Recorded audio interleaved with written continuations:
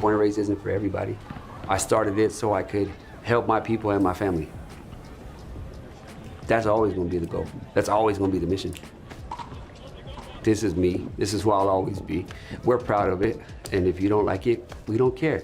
The biggest problem with most brands today is that they're not real. They might have a cool logo and t-shirts, but there's no meaning behind them. And even if they do have a meaning, it's not strong enough to keep them around longer than a year. This is why Born and Raised is the perfect example to learn from if you want to build a sustainable brand that lasts longer than 10 years. So in this video, I'm going to break down why Born and Raised is the most authentic and powerful brand in LA today. And hopefully you can gain some knowledge in helping you build your own brand.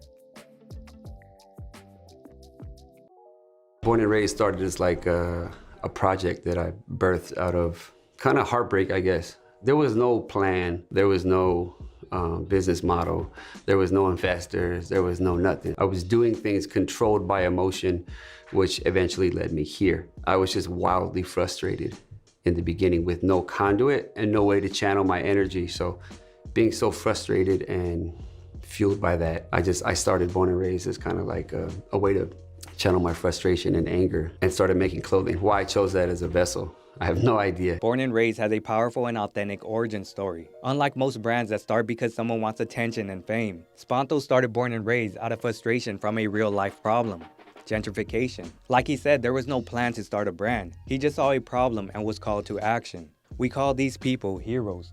They use their pain as fuel to fight back. Spanto used his pain from watching his community fall apart and outsiders come in and take the land to bring awareness to the problem of gentrification. This is how he chose to fight back. I mean, I believe the best brands aren't forced. They begin when someone sees a problem that they want to fix. From my personal experience, I never thought I would have started a brand as well. It wasn't until I noticed this pain inside of me was a result of me not embracing my true self. I'm an artist. I love to create, but I suppress my creativity to fit into society.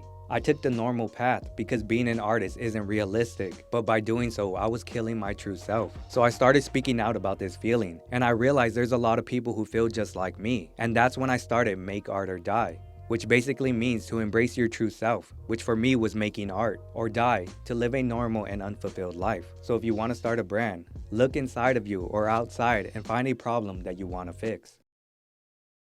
I didn't start Born and Raised to go to Paris. I didn't start Born and Raised to go to Fashion Week. I started this company because I wanted to make sure that my family would still be able to stay here. We've been here for 100 years. I don't want us to get ripped out of here. We deserve to live here. We helped build this place. Spanto's goal was simply to save his family's community.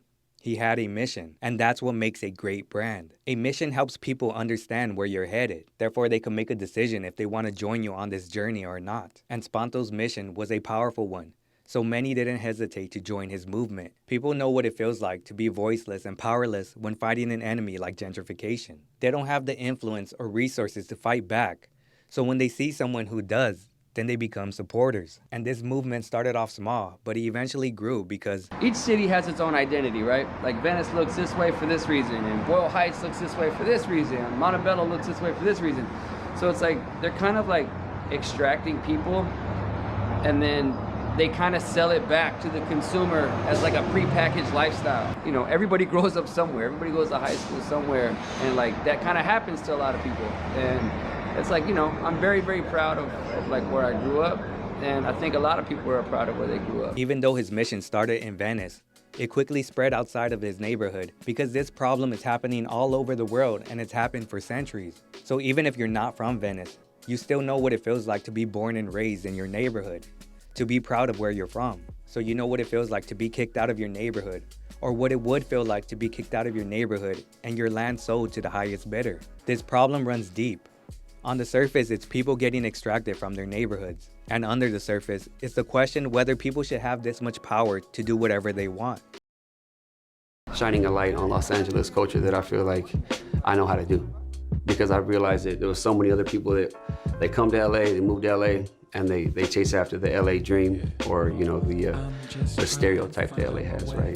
The Tinseltown like TMZ thing that everybody chases after. We actually oppose that, you know? Additionally, a great brand must have a strong enemy. God needs the devil. Democrats need Republicans, because if you don't have an enemy, or your enemy is weak, then your mission is weak. There wouldn't be any motivation for yourself or for your supporters to fight back. And your enemy doesn't have to be an actual person, but you must paint that picture as if they are. For example, gentrification isn't an actual person, it's a process. However, when you think of gentrification, you have an idea of what that person looks like. And in the case of Born and Raised, it's these outsiders coming in chasing that LA dream. I think I had an epiphany the last time I was incarcerated. That was like the turning point where I was just like, I can't live like this anymore. So I was like, I got to figure something out when I get out. I can't keep coming back here and doing this bullshit, you know. So I was like, I have to figure out something new. So I came up with the name, I came up with the logo, I came up with the lettering, I came up with all the creative direction, and then when I got out, and I just kept on my notes, and I was like, I'm gonna get to work. Great artists don't let their pain consume them. Instead, they use it as fuel to create something positive. And that's what Spanto did when he was locked up. He used his pain to create the name and logo for Born and Raised, which is actually one of the best logos I've ever seen. Because when you hear or see the name Born and Raised, you already know what it means. Plus, it's simple, there's not much going on, which makes it legible. It's clear enough to read from a distance, and most importantly, it has character. This Old English font represents the Los Angeles area. When you wear Born and Raised, it's not just a trendy, cool t-shirt. It's a statement, and it means something. It's healed me quite a bit because I can hold on to this and be like, I don't care. Do what you want, I don't care. Y'all are just trying to be us anyway, you know? It's kind of like you beating on your chest a little bit when you wear a Born and Raised garment. Finally, the thing that brings it all together is that it creates a sense of belonging for people. People who have been kicked out of their neighborhood. People who have friends and families kicked out of theirs. People who have pride in where they're from. People who believe that others shouldn't have that much power. And people who care about people. They all joined the movement, which made the brand stronger.